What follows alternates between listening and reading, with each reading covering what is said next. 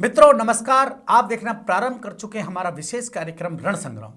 रण संग्राम में आज हम बात करेंगे जेडपीएस एवं एमपीएस चुनाव की। हमारे साथ हैं वरिष्ठ पत्रकार सुभाष यादव, मेरे सहयोगी सुनील दत्त और मेरे साथ बैठे भाई मयंक जोशी। आप सभी का बहुत बहुत स्वागत है हमारे स्टूडियो में। सुभाष जी, जेडपीएस का जो रण है उसमें हम वार्ड 1 की बात करते हैं। वार्ड 1 में जिला प्रमुख के एक दावेदार हैं एडवोकेट रोहतास जी। भाजपा ने उन्हें प्रत्याशी बनाया है। वहां पर एक निर्दलीय प्रत्याशी है, क्या नाम है उसका, जयप्रकाश झाबर जो है वो निर्दलीय वहां ताल ठोक रहे हैं और बताया जा रहा है कि वो यूनिवर्सिटी के छात्र संघ अध्यक्ष भी रहे हैं। और एक जो कांग्रेस ने जिनको टिकट दी वो इंद्र धवन है। क्या कहना चाहेंगे, वहां जीत के क्या आंकड़े रहेंगे? देखिए, सबसे बड़ी बात यह है कि वार्ड नंबर 1 में भाजपा से जो उम्मीदवार है रोहतास यादव, जो पूर्व प्रधान भी रहे हैं, लेकिन इस वार्ड में त्रिकोणीय संघर्ष है। त्रिकोणीय संघर्ष में क्या पता जयप्रकाश झाबर कुछ आज देखा जा रहा है तो कुछ अग्रणी है इस दौड़ में। लेकिन 10 दिन में तो समीकरण बदलेंगे भी, बिल्कुल बदलेंगे, काफी बदलेंगे आने वाले समय में। क्या पता ये समीकरण किस तरह नहीं, लेकिन जैसे कि माना जाता है कि भाई डॉक्टर रोहतास जी हैं, वो सांसद बालकनाथ जी के बेहद करीब माने जा रहे हैं। और इस तरह से क्या इंद्र धवन के ऊपर भी किसी का हाथ है? देखिए, इंद्र धवन को नहीं पता इसका। इंद्र अच्छा, अभी नहीं पता आपका, लेकिन आप ये तो मानेंगे क्या वहाँ विधायक बलजीत का प्रभाव रहेगा उस सीट पर 1 नंबर से? 100% कह सकते हैं कि विधायक बलजीत यादव का बिल्कुल यहाँ पे इंटरफेयर रहेगा। नहीं तो बलजीत विधायक जो हैं वो झाबर की तरफ रहेंगे या इंद्र धवन की तरफ, कांग्रेस प्रत्याशी की तरफ रहेंगे? कांग्रेस प्रत्याशी की तरफ रहेंगे, 100% कांग्रेस प्रत्याशी की तरफ रहेंगे। तो आप ये माने कि वहां पर त्रिकोणीय मुकाबला रहेगा ये जो वार्ड नंबर 1 में। अब हम बात करते हैं वार्ड नंबर 2। वहां पर एक आज बड़ा एक हास्यपद एक ऐसी स्थिति पैदा हुई कि वहां जो भाजपा के घोषित प्रत्याशी थे जगदीश यादव, उनका फार्म ही निरस्त हो गया। तो क्या कहेंगे कि वहां भी समीकरण बदले हैं? यहाँ सबके 100% इसमें भी समीकरण बदले, क्योंकि खबरी जो वेद प्रकाश खबरी जी हैं, उनका टिकट जो कटा, वो टिकट कटने से लोगों की जो संवेदनाएं हैं वो उनके साथ जुड़ी लोगों की अच्छा, संवेदनाएं। तो आपका मानना ये है कि वहां पर वेद प्रकाश खबरी अभी उनको जो संवेदनाएं हैं उनका पूरा फायदा मिलेगा? बिल्कुल पूरा फायदा उनको उसका मिलेगा। अच्छा, वहां दूसरे जो कांग्रेस ने प्रत्याशी बनाए अजय यादव, कानावास युवा हैं और काफ़ी संघर्ष भी कर रहे हैं, काफ़ी दिनों से उनके प्रयास भी रहे हैं। क्या कहना चाहेंगे सुनील जी अजय जी के बारे में? देखिए, अजय जी हमारे प्रोग्राम में भी आए हैं रण संग्राम में। सकारात्मक सोच है, लेकिन कहीं ना कहीं जब भाजपा की टिकट कट गई है, मतलब उनका नामांकन रद्द हो गया है, तो ये नहीं मान सकते कि ये जीत ही जाएंगे, क्योंकि जो टक्कर में वेद प्रकाश खबरी जी हैं या वीरेंद्र यादव जी हैं, हाँ, टक्कर के आप अभी भूल गए कि वीरेंद्र यादव जी भी कांग्रेस से टिकट मांग रहे थे, लेकिन उनको टिकट ना देकर और अजय जी को टिकट मिली है और वीरेंद्र जी निर्दलीय ताल ठोक रहे हैं। तो कहीं ना कहीं जैसे सभी यादव प्रत्याशी हैं, तो यहाँ पर यादवों के अलावा यहाँ राजपूत वोट भी हैं, ब्राह्मण वोट भी हैं, SC ST भी है, और साथ में आप ये मान के चलिए कि यहाँ पर अन्य कास्टें भी हैं, बनिए भी हैं, गुजर भी हैं। तो क्या कहना होगा मयंक भाई आपका वार्ड नंबर 2 के लिए? वार्ड नंबर 2 में वास्तविकता तो ये रहेगी कि अभी जो रुझान आ रहे हैं जनता के, जो सामने आ रहे हैं, एक तो संवेदनाएं हैं, साथ में अजय है, ये भी पॉजिटिव सोच रखता है। नहीं, आप तो ये मानिए ना कि यहाँ पर जैसे शाजापुर में मीणा वोट है, तो मीणा वोट को जो मेरा मानना है, मेरा मत है कि जैसे जो SC वोट है, SC ST वोट है, वो कांग्रेस को चले जाएंगे। लेकिन कांग्रेस ने टिकट वितरण बहुत कम किया है, 7-8 सीटों पर ही शायद टिकट वितरण किया है। ऐसे में आपको नहीं लगता कि कहीं ना कहीं ये कांग्रेस के लिए हानिकारक रहेगा?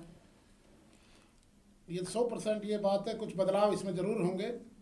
सबसे पहली बात ये है कि यहाँ पे जो अजय यादव है कांग्रेस प्रत्याशी, उसको युवा होने का भी फायदा मिलेगा और लोगों के बीच में रहा उसका भी उसको फायदा मिलेगा। एक तरफ है खबरी, वेद प्रकाश खबरी, तो उसको मिलेगा कि उसको नहीं, मेरा सुभाष जी कहने का मतलब ये है कि वो भाजपा की टिकट से तो है नहीं, और जो भाजपा की टिकट से जो डेलीगेट चुनाव लड़ रहे हैं वो तो यही कहेंगे कि भाई दोनों बात, आप जो जिला परिषद का वोट और बीजेपी आपका ये MPS का वोट, दोनों ही आप भाजपा को दें।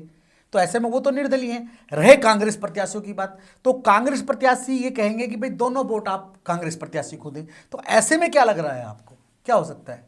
ऐसे में देखिए SC/ST वोट है, बाकी जो वैसे वोट है वो तो कांग्रेस को जाएंगे। जी जी जी। लेकिन रही बात ये कि वेद प्रकाश खबरी जी की पॉजिटिव ये है कि उनको पहले बीजेपी से रहे वो लोग, बीजेपी से बहुत सारे कोरोना में उसने काम किया बताया, तो उसको देखते हुए कि बीजेपी के वोट, राजपूत वोट, फला वो अदर कास्ट बनिए शर्मा, वो अदर कास्ट उसकी तरफ जा सकती है। आप क्या कहना कार्यकर्ताओं चाहेंगे? से भी जुड़े हुए हैं। जी जी जी वेद बिल्कुल। प्रकाश खबरी जी कार्यकर्ताओं से भाजपा जुड़े हुए हैं। कार्यकर्ताओं से हाँ, जुड़े हुए हैं, भाजपा बिल्कुल। कार्यकर्ताओं से नहीं, जुड़े उसमें हुए तो बड़ी हैं। रोचकता और रही है कि वेद प्रकाश खबरी के पक्ष में आकर जो जाट भैरोड मंडल के महासचिव थे और पूर्व सरपंच रमेश तक्षक, उन्होंने भी त्याग पत्र दिया है। इधर विजेंद्र चौधरी जो काफी पहले यूथ में भी काफी काम कर चुके हैं, उन्होंने भी इस्तीफा सौंपा है। तो कहीं ना कहीं विधायक से भी नाराजगी है लोगों में, तो इसका भी फायदा शायद वेद प्रकाश खबरी को मिलेगा। मिल सकता है पूरा मिल सकता है, क्योंकि वेद प्रकाश खबरी जी भाजपा की टिकट के दावेदार थे। जी जी जी। लेकिन टिकट नहीं मिली। अब भाजपा ने जिसको टिकट दी थी उनका नामांकन रद्द हो गया। तो आपका कहने का कहीं ना मतलब कहीं ये है कि हो सकता है। मुकाबला निर्दलीय और कांग्रेस में है। कांग्रेस हाँ। निर्दलीय और कांग्रेस लेकिन भाजपा तो है ही नहीं ना। भाजपा नहीं। हाँ जी जी बिल्कुल बिल्कुल। आप क्या कहेंगे मयंक जी इस बारे में? नहीं, बिल्कुल ये दोनों का मुकाबला रहेगा। जी जी जी, मतलब वेद प्रकाश खबरी का और कांग्रेस प्रत्याशी कांग्रेस का। प्रत्याशी। तो वीरेंद्र जी को कहाँ देखते हैं? वो भी राज्य कर्मचारी संघ के जिलाध्यक्ष रहे हैं, शिक्षाविद रहे हैं, क्षेत्र में काफी घूमे हैं, उनके लिए क्या कहेंगे आप?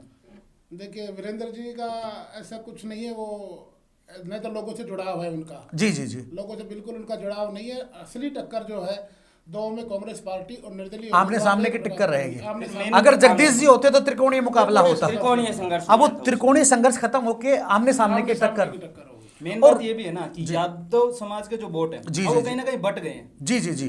यादव अच्छा, समाज जिला के प्रमुख की बड़े- बात करें तो कहीं ऐसा लगता है कि भाई हमारे यहाँ से भी जिला वार्ड नंबर 2 से भी जिला प्रमुख का कोई प्रत्याशी, वार्ड या नंबर- सिर्फ वोटर ही होगा? वार्ड नंबर 2 से ऐसा कोई जिला प्रमुख का कोई प्रत्याशी नहीं लग रहा, केवल कि ये सदस्य के तौर पर। और वार्ड 1 से? वार्ड 1 नंबर से देखो, अगर बीजेपी कैंडिडेट जीता है तो रोहतास, एडवोकेट रोहतास, हाँ। वो प्रत्याशी हो सकता है बीजेपी की तरफ से, क्योंकि उनके ऊपर जो हाथ है वो सांसद बालकनाथ का है। सीधा अच्छा, सीधा अपन उनके एक ऊपर हाथ अपन लीग से हटकर थोड़ी बात करते हैं। जिस तरह से फार्म निरस्त हुए, मेरे ख्याल पहली बार देखा गया है कि एक चुनाव में पंचायत समिति में 67-68 फार्म निरस्त हुए हैं। तो क्या ये कोई सरकार का फंडा है, या कोई इसमें भी आप मिली भगत देख रहे हैं, या वास्तव में वो फॉर्म निरस्त होने चाहिए ऐसा थे? ऐसा कुछ नहीं लग रहा। ये निर्वाचन जो आयोग है उसकी तरफ से जो भी की जाती है बिल्कुल ईमानदारी पूर्वक जो भी होता है सही होता है। लोगों को ये लेकिन लगता है- एक भी भाजपा- लोगों को ये लगता है कि भाई मेरा फार्म निरस्त हो गया, तो ऐसा कुछ नहीं होता है। अच्छा। अभी तक चुनाव में ऐसा कुछ नहीं हुआ है। अब इसमें लोगों को भय हो सकता है कि अब तक कुछ हो, लेकिन कहीं ना कहीं क्योंकि ये BJP फार्म निरस्त BJP और में निर्दलीय समीकरण की- तो बदले हैं। बदले क्योंकि बीजेपी और निर्दलीय के फार्म निरस्त थोड़ा कहीं ना कहीं कुछ प्रश्नवाचक चिन्ह लगाता है। तो कहीं ऐसा लगता है कि कोई प्रत्याशी इसके अंदर अपने कोर्ट में भी जा सकता है? कोर्ट में जाने का कोई इसमें सवाल नहीं, क्योंकि वहां पे जो भी हुआ है निरस्त होने का कारण कुछ न कुछ तो वहां पे है, तो कोर्ट में ऐसा जाने का कोई कारण नहीं होगा। तो आप बात करें बहरोड विधायक बलजीत यादव की, तो आपको लगता है कि कहीं ना कहीं जब नीमराणा में प्रधानी की बात आएगी तो उसमें मंजीत, चूंकि वहां 2 विधायक हो गए, नीमराणा पंचायत समिति दोनों ही विधानसभाओं से जुड़ी हुई है, बहरोड विधानसभा से और मुंडावर विधानसभा से। सुनील जी, क्या लगता है आपको कि प्रधान कौन बनाएगा, बलजीत यादव या मंजीत चौधरी?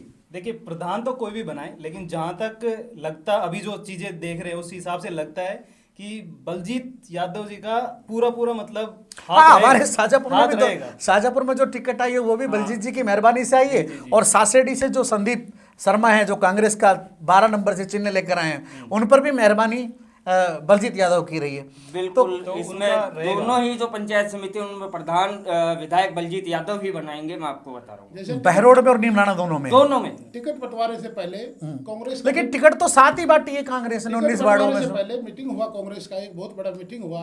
उस मीटिंग के दौरान इनमें आपस में कहा गया कि भी हम 50% समर्थित विधायक, कांग्रेस समर्थित विधायक बलजीत यादव को देंगे। नहीं, ये मीटिंग कहाँ हुई थी? ये बहरोड के तो उसमें क्या हुआ था? सुभाष जी बताएं। उसमें ये हुआ था कि भाई 50% समर्थित विधायक बलजीत यादव की टिकटें होंगी और बाकी लोग ये जो सीनियर जो है वो बांटेंगे। लेकिन उसका देखने को मिला बिल्कुल उल्टा। जो भी हुआ, विधायक बलजीत यादव ने जो चाहा उसको टिकट दिया, और लग रहा है कि जो बोर्ड बनेगा जो पंचायत समिति प्रधान बनेगा वो भी बलजीत यादव का क्या होगा। बहरोड में और नीमराणा में दोनों में कह रहे हैं? आप सिर्फ नीमराणा की बात कर रहे हैं? दोनों की बात कर रहा हूँ, दोनों जगह बलजीत यादव का ही प्रधान बनेगा, उनके कहने जो होगा। आप क्या कहना चाहते हैं? आप इनकी बात से कितना सहमत है? सुभाष जी की बात से सहमत हूँ। वरिष्ठ क्या- पत्रकार हैं। हाँ, क्योंकि जो सुभाष जी कह रहे हैं ना कहीं अब जो चीज़ें यहाँ पे देखने को मिल रही है कि बलजीत यादव जी का टिकट बंटने में भी हाथ है, तो फिर प्रधानी में क्यों नहीं होगा? वो प्रधान दावेदार वो ही चुनेंगे। क्योंकि नहीं, जब एक उन्होंने बात और टिकट देखी गई दिलवाई है, कार्यकर्ताओं तो का तो देखो दोनों पार्टियों ने ही अपमान किया है, कार्यकर्ताओं को टिकट नहीं मिली है। और पायलट प्रत्याशियां जैसे आप देखें वार्ड नंबर 12 में, वहां पे बीजेपी की टिकट जो मिली है वो अजीत यादव है, जो पूर्व सरपंच है, उनको मिली है। अजीत यादव जी कांग्रेस के कट्टर समर्थक रहे हैं। पिछले चुनाव में उन्होंने विधायक साहब की खुल के उनकी कुप्रचार भी किया उनका। ऐसे में उनको टिकट मिलना, एक रात में ही, एक दिन पहले उनको भाजपा ज्वाइन कराना और उनको टिकट मिलना, तो कहीं ना कहीं आपको नहीं लगता कि कहीं ना कहीं दोनों पार्टियों का ही मोरल डाउन हुआ है और दोनों ही पार्टी अपने पथभ्रष्ट हुई हैं? देखो कहीं ना कहीं पार्टी का पद भ्रम तो है ही, परंतु देखा जाए तो यह इनका पार्टी का अंदरूनी मामला होता है, इसमें अपन कुछ नहीं कर सकते, अपन कुछ नहीं बोल सकते इसके बारे में। इनका क्या कारण रहा, क्या नहीं करना, जो निकल के आएगा तो सबके सामने आएगा। पर एक बात और कहना चाहूँगा कि जैसे बहरोड के वार्ड नंबर 10 से कांग्रेस के प्रत्याशी बस्तीराम यादव, जो बड़े अपना कद रखते हैं, कांग्रेस में अपना बहुत बड़ा पद रखते हैं, उनका टिकट कटना कहीं ना कहीं विधायक बलजीत यादव की मजबूती को दर्शाता है। नहीं, आप ये बात बताइए कि कहीं ना कहीं वहां पर डॉक्टर करण सिंह जी हैं, उनको दरकिनार किया गया। डॉक्टर आरसी यादव हैं जो कि विधायक से चुनाव हारे थे, मात्र 4000 कुछ वोटों से हारे थे। ऐसे में वहां पर विधायक की चला, जबकि विधायक तो निर्दलीय है और सिर्फ वो समर्थन दे रहे हैं कांग्रेस पार्टी को। तो आप ये मान रहे हैं कि अशोक गहलोत अपनी सरकार बचाने के लिए अपने कार्यकर्ताओं का वो अपमान कर रही है? कार्यकर्ताओं को अपमान इसमें नहीं कह सकते हम। आप कैसे करेंगे जब वहाँ पे नगर पालिका में जो निर्वाचित पार्षद थे वो बलजीत ने चुने हैं? तो मेन कारण इसमें ये रहा कि भाई जैसे अभी कुछ दिन पहले नगर पालिका चुनाव हुई जी, उसमें पूरा मेहनत करके निर्दलीय विधायक बलजीत यादव ने, नहीं, अब तो आप कांग्रेस समर्थित विधायक कहेंगे, बोर्ड गठित किया। जी जी जी, कांग्रेस का बोर्ड गठित करवाया जी, बिल्कुल। उसी को लेकर के उसी के कयास लगाए जाए, इस पे विश्वास जताया। मुख्यमंत्री अशोक गहलोत ने विश्वास जताया होगा, कहीं ना कहीं विश्वास जताया होगा कि भाई आने नहीं, आप ये कहना चाहते हैं कि एक तरफ वहाँ कांग्रेस है, एक तरफ विधायक बलजीत है, तो बलजीत का पलड़ा भारी है सत्ता में। बलजीत यादव जो कि बहरोड से विधायक हैं, उनका पलड़ा भारी है। जैसा कि हमारे पत्रकार मित्र कह रहे थे कि जब प्रधानी की बात आएगी तो बहरोड और नीमराणा में जो प्रधान बनेंगे, अगर बलजीत यादव जिसे चाहेंगे वो प्रधान बनेंगे। देखते रहिए चुनावी मंथन का ये विशेष कार्यक्रम हमारे साथ। हम हैं लगातार आपके साथ अपने विशेष कार्यक्रम रण संग्राम में।